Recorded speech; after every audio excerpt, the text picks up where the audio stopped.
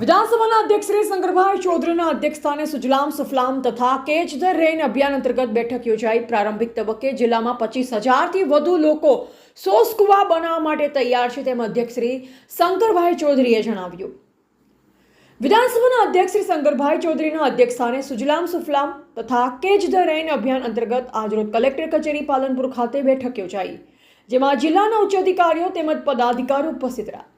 આગામી ચોમાસા પહેલા જિલ્લામાં વરસાદી પાણીનો સંગ્રહ કઈ રીતે કરી શકાય તે માટે આ બેઠકમાં વિધાનસભા અધ્યક્ષ શ્રી શંકરભાઈ ચૌધરીના ઉપસ્થિતિમાં વિસ્તૃત ચર્ચા કરાઈ.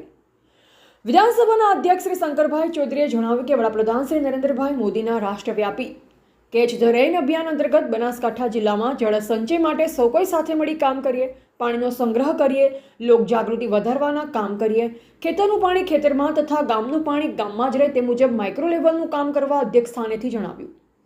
અધ્યક્ષશ્રીએ જણાવ્યું કે પ્રારંભિક તબક્કે જિલ્લામાં 25,000થી વધુ લોકો સોસ કુવા બનાવવા માટે તૈયાર થયા છે. જિલ્લા વહીવટીતંત્ર, બનાસ ડેરી અને લોકભાગીદારી થકી જિલ્લામાં સોસ કુવા નિર્માણ કાર્યનો શુભારંભ કરાયો છે. આ કાર્યમાં 50% રકમ બનાસ ડેરી દ્વારા ફાળવવામાં આવશે.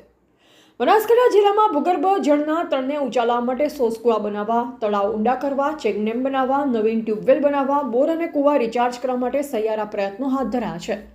દરેક તાલુકામાં ખેડૂતોની બેઠક થાય અને જાગૃતિ ફેલાય તે જરૂરી છે. જનપ્રતિનિધિશ્રીઓ, અધિકારીશ્રીઓ અભિયાનને વેગવંતુ બનાવે તે જરૂરી છે.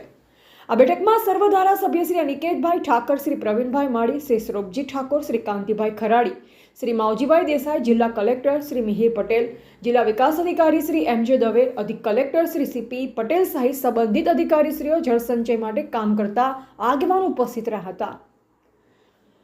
Bureau report Ramesh Rana, India live Gujarat, Banaskantha.